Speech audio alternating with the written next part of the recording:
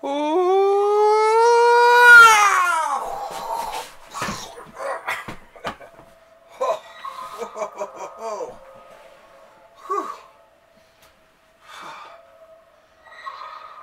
gonna have to do some work on this this mother box here. Oh my God! Once again, live on tape from a hidden location somewhere deep in the bowels of historic downtown St. John's, Newfoundland, comes in the Library of Graphic Literature. Woo, woo, woo, woo, woo, with me, Wallace Ron, your host. How's everyone there doing there this week? I have to thank everyone for their kind wishes and condolences over passing my father last week. I really, really appreciate it. You guys are the best audience. You guys and girls are the best audience out there. So, lots of love to you. So, anyway, what are we doing here? What are we doing here indeed? Well, first of all, we're having a cup of tea. And we're going to have a look at the last stack of books for the year 2018.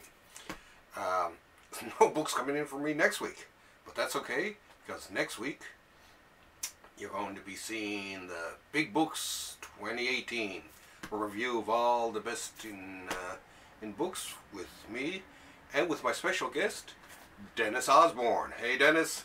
Dennis is a fellow collector and a really nice guy. As a matter of fact, if you go back, I think it's either episode 8 or 9. I think he actually he did last year's review with me, and we had a lot of fun. So we're doing it again. So with the spin of the spinner rack, let's get down to it. Okay, first of all, sip of tea. Now,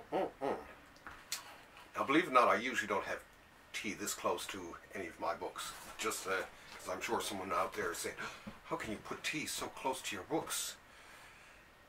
Yeah, but don't worry, I don't, only for purposes of this show. So let's jump right into it. So let's start off with I guess we're going to start off with Dark Horse. Some cool stuff from Dark Horse. And we'll start off with Volume 5 of The Vault of Horror. I do believe this is the, I think this is the last volume. I can't remember now if this is the last one. But anyway, oh, look at this. I was able to rip it open even without the blade, using fingernail only. So, and my fingernails aren't that big. So that just snapped right open there. Anyway, EC Comics, I love EC Comics, as I'm sure I've probably said before on this show. Love them, love them, love them. I first came across EC Comics in the 70s. My good friend Jerry Border turned me on to them, and I always thought they were cool. Sort of a, I guess a bit of a acquired taste for some people, but a lot of people love them. Now in this one we have some great offerings from Johnny Craig, Jack Davis, Bernie Krigstein, which I know my buddy Paul Tucker is going to love, Gray Mengels, and so on and so forth. Amazing, absolutely amazing stories. They're all sort of twist ending stories, and I kind of like them. I'm not a huge fan like of modern horror stories, but the old sort of old time horror stuff like this, big fan of. So so check it out. As a matter of fact, a viewer wanted me to do a as soon as I get this one book in, they wanted me to do, and my EC archives are over there. That's why I'm looking over there. They wanted me to do actually a little feature on them, and sometime in the new year I will actually. But in the meantime, let's have a look at this Vault of Horror. Okay, now, ta-da-ta-da. I do believe this, let's start from the start with this one at least anyway. There we go. Johnny Craig. I always love Johnny Craig. There's just something very cool about his his work. I'm a big fan of him myself.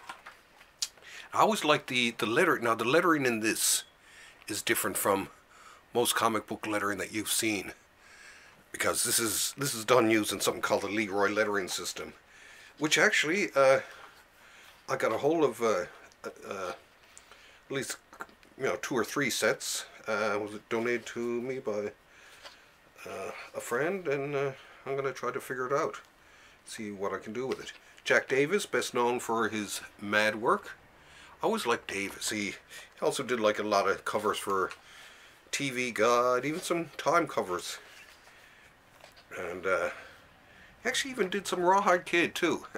But he had great cartoony style.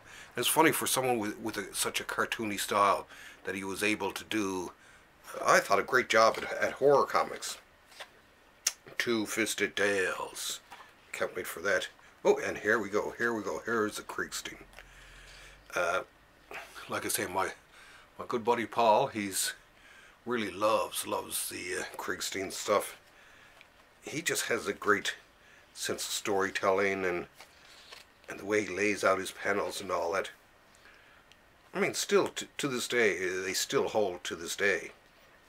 He of course did the classic Master Race. Oh, and here is this, I do believe, is Engels. Huh. Let's see. Yeah, Ghastly.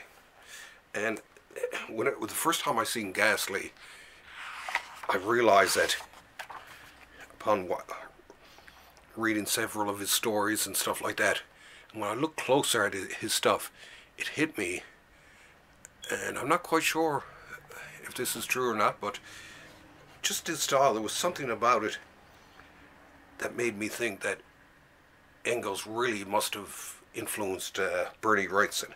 There's just, in every Bernie Wrightson drawing, I see a little bit of the ghost of Engels in it. Ooh, check this out. I love the lurid covers. So horrific. And like I say, I'm not a huge horror fan, but this stuff I like. Ah, here we go.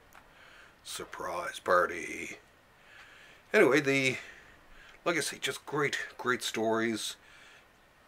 Very great storytelling. I mean, back in the 30s and 40s and leading into the 50s, and that these are the comics that set down the grammar and set the vocabulary of comics. There's a lot of stuff done way back then that you can still see in the background of a lot of the great artists of today. The Pit. Look at this. Very cool. But yeah, so like I say, any and all, and oh, here's our Two-Fisted Tales coming up. Ooh, and Crime Suspense Stories. Love that one. So if you're not a fan of EC Archives, become one, because they're really cool. I think a lot of them tend to still be in print too, but they're just so worth it. And I mean, they have such a place in terms of the history of comics, because these really were the comics that gave birth to the Comics Code Authority. Because of course people got so upset over them that they wanted them banned, or they wanted them destroyed. But and like I say, that's where the Comics Code Authority came from. And basically, because of the Comics Code Authority, they were reduced to only one of their comics survived the Comics Code, and it was a funny little comic called Mad, which of course he took then and Gaines turned into a magazine, thus escaping the clutches of the Comics Code Authority, and then produced decades of laughter for all of us. Thanks, Bill, wherever you are. Now, next from Dark Horse is another volume in the collection. This is volume 25 of Eerie magazine. And it's funny because this in a lot of ways, these started in the 60s and went on from there and lasted into the 80s. And Eerie and Creepy really really are the children of EC Comics. Now they sort of went the same path as Gaines in a way, but instead of doing a comedy magazine, they did horror and science fiction stories and all that. And of course, where they did it in a magazine, they escaped the clutches of the Comics Code Authority. I can remember reading Eerie and creepy magazines when, oh, check out this cover, when I was a kid, and they were almost like a forbidden treat and all that, because, well, I mean, they weren't like superhero comics. They were sort of frowned upon by some people, and I'm sure, of course, there were a lot of people upset by it. Oh, beautiful. And once again, thank you, Dark Horse, once again, for putting out the last couple of volumes of this. They sort of ceased publishing them for a while, but everyone was so upset and really wanted to see them. And Dark Horse, God bless them, they listened to us, the lovers of your books, and they went ahead and they're putting out the last few. So thank you very much from me and from all the other collectors. Now in this one, the artists in this one, ooh, look at this. Neil Adams, Vaughn Baudet, Richard Corbin, E.R. Cruz, Frank Frazetta, oh, check that out, Val Mayrig, and San Julian, and writers like Don McGregor, way to go Don, Don Glutt, let's see, Victor de la Fuente, series editors, Bill Dubois, James Warren, Chris Adams. So now these, of course, these are some of the later ones here now. Absolutely, I absolutely love the artwork in the Eerie and creepy books. It's where the Comics Code stifled EC, the energy and the imagination, everything that was stifled by the Comics Code, I do believe came out through the artists and the writers of Eerie and Creepy and Vampirella.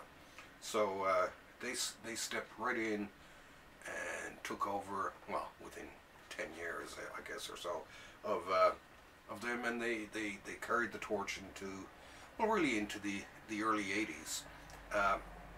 Eerie and Creepy were sort of, I think they were sort of sidelined when heavy metal came out, and because heavy metal was really doing everything they were doing, but only with blatant nudity, and their sales started to slip then, and it's funny because in the end, heavy metal itself sort of fell victim in the late 80s to the advances that it had brought along, and you had Vertigo and all kinds of independence and all that sprouting up in the 80s, and all it's all evolutionary. So let's have a look here. Black and white. I'm a child of the black and white era too. I love black and white comics. See, great comics. Ugh. No, this is. See, whose is this? This is Victor de la Fuente. Love his art. So yeah, just a lot of really great different artists. A lot of people, we would never been exposed to if it wasn't for these fabulous folks at Warren magazines. Well, even a little bit of nudity there. Well, here we go. This is Don's story. Love these. Like I say, highly imaginative. Oh, let's zip through a bit of this here. Ooh, check this out here. This is Bob Morello. Oh, not bad, Ooh. And this is... Oh, yeah. Al Sanchez. Like I say, it's a lot of really cool stuff. Who is this? Oh, Victor de la Fuente again. Gonzalo Mel. No, you're in Who's this here? E.R. Cruz. He did some of the shadow work after Kaluta left the Shadow at DC, so he's really cool. Oh, Val Mayrick, best known as the man who co-created Howard the Duck. I always liked something really nice about Mayrick's style. I always liked his Void Indigo that he did later on with Gerber in the 80s. Well, more Victor de la Fuente. Let's see now. Amazing, huh? More Merrick. Look at this, people. Is this turning you on comic book wise? I know it is. I know, I can feel you folks falling in love with the stuff even as I'm flipping from page to page to page. So yeah, check it out. Oh, and there's the Neil Adams story, which I knew was in here somewhere. Yeah, so definitely run out to your local store and pick this up. And if you're able to, I highly recommend, you know, any creepier or Eerie archives. They're all very cool. Let's see. Okay. Oh, next here, let's go into the Marvel Universe here. Literally, Marvel Universe by Frank Miller. Love these stories, actually. A lot of these I did have, well, not a lot of these. I had the Spider-Man. As a matter of fact, I just bought it the other week, the Spider-Man annual. Actually, he did a couple of Spider-Man annuals. I have the Wolverine series in other books and all that. But there were a few in this that I didn't have, so I kind of had to get it, right? I had no choice. So, I'm of course a big fan of Frank Miller. So of course I had to get this. So let's have a look. So it has almost has a Ronin-esque feeling to it. So let's peel off the, ooh. Here's the inner thing. Now this is I'd seen it, was an ad that basically was announcing like Frank Miller being on Doctor Strange, which never materialized. But I think they were working on it and they just ended up turning it into an annual, and he went on to other stuff. But yeah, worth checking out there, folks. Yeah, even just looking through it here, it's a lot of memories. Yeah. So this finishes up a lot of stuff that I may or may not have. Like I say, for you fans of Frank Miller, you got to get this. I mean, if you got everything else and you're a completionist, complete this. That's from that Bizarre Adventures. That's Spidey and Daredevil, I do believe there. Oh, a few covers.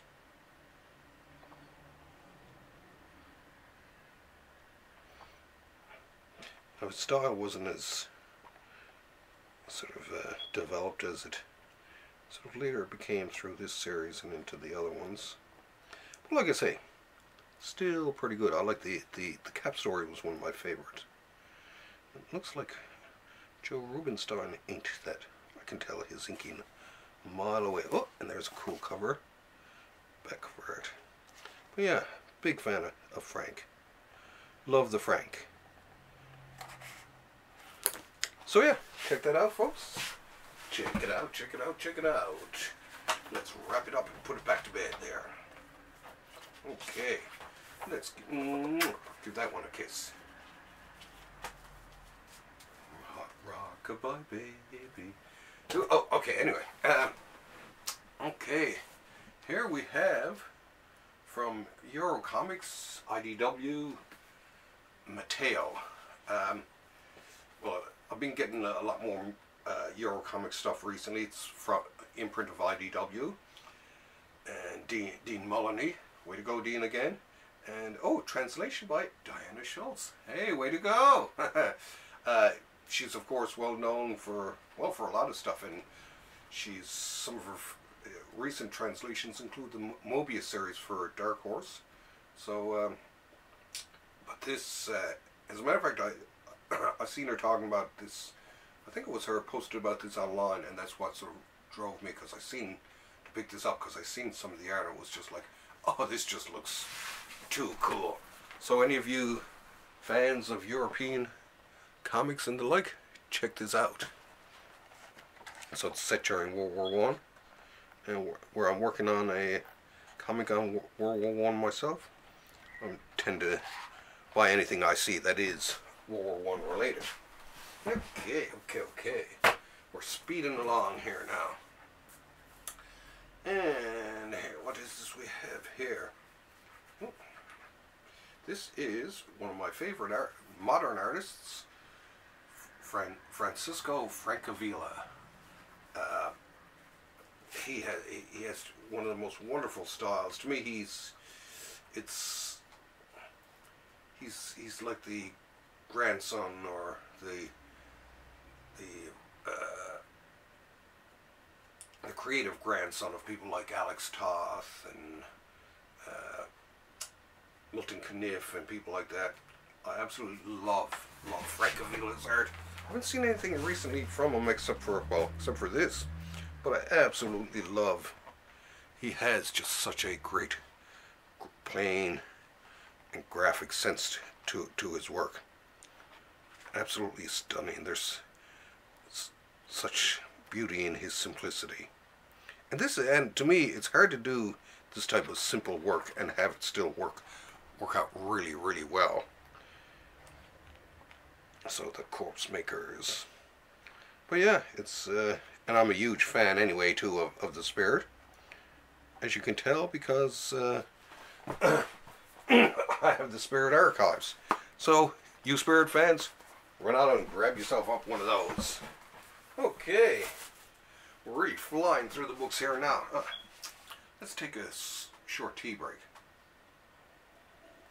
Oh, very delicious tea, Wallace. Why, thank you very much, Wallace. It is delicious. Now get back to your work. Okay. Anyway, I'm back from my tea break here. And last but not least, got a couple of omnibuses here from DC Comics. First of all is the new Wonder Woman, Diana Prince. This I read when I was a kid. Now I know there are some people who don't like this series at all, but I can remember as a kid. Now I'm going to of course have to read this and all and see how it translates to an older audience. But as a kid, I kind of liked it. There was something in my mind kind of neat about Wonder Woman losing her powers and, you know, learning karate and her meeting up with I Ching, and there was just something really, really cool about it. It was just so different to me as a kid who was used to sort of normal comics and Wonder Woman as she was back then. So when it came along and the issue came out in which she basically lost all her superpowers and became the new Wonder Woman, I thought it was kind of cool. Like I say, now I will have to reread this, you know, given given our modern sensibilities and the like, and see what I think about it. See if I like it just as much as I liked it back then. And I liked it because of its, you know, it had a real, like I say, just a real secret agent, James Bondy, Avengers type of feel. Oh God, there's even some, there's even the issue Jim Aparo did of it. But yeah, and then of course a few years later, and ends off with some Don Heck. Of course, it ended up with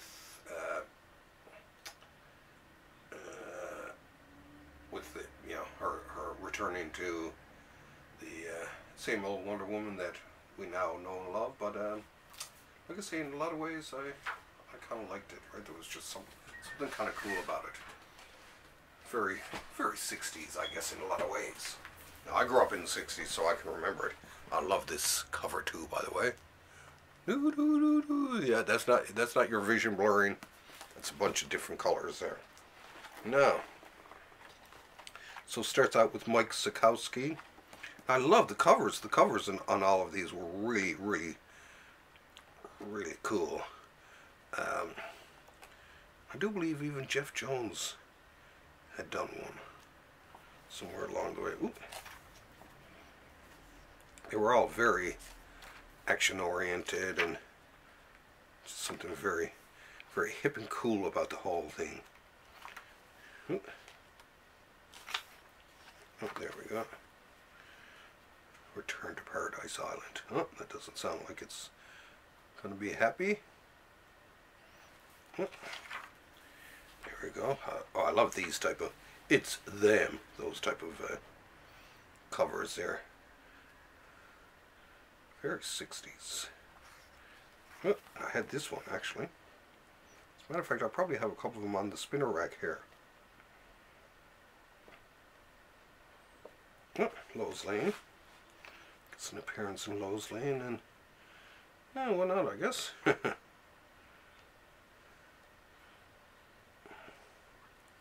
Come on, come on, come on. Oh, Brave and the Bold. Oh, so there were two.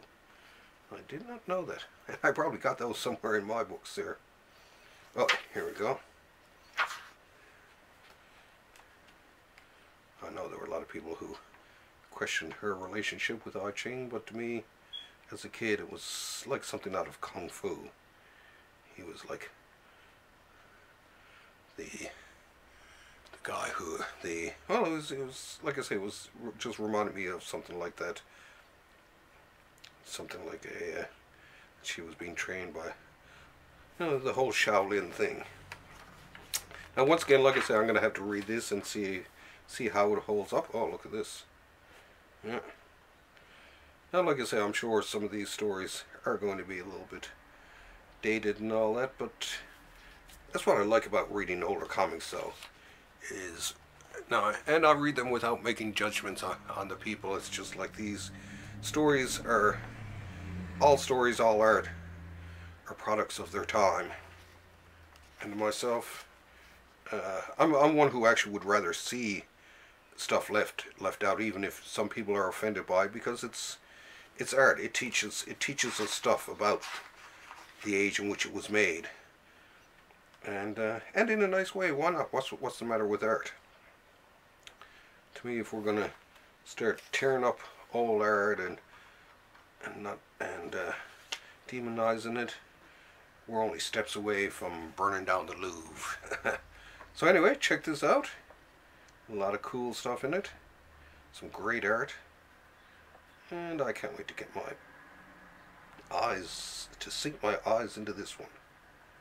Oh, there we go. And some great Jim Aparo artwork. Okay. So yeah, I'm actually looking forward to giving this a read, just to see, like I say, just to have a little bit of a re-experience of my youth. Big fan of Wonder Woman too, besides that. Okay, now, last but without doubt, definitely not the least, before Watchmen. Now, once again with this, there are some people who like it, some people who don't, like Alan Moore. But hey, it's, you know, Alan Moore did do Swamp Thing and stuff like that, and so I mean he has covered other people's creations, so what goes around comes around in a lot of ways. But there was actually some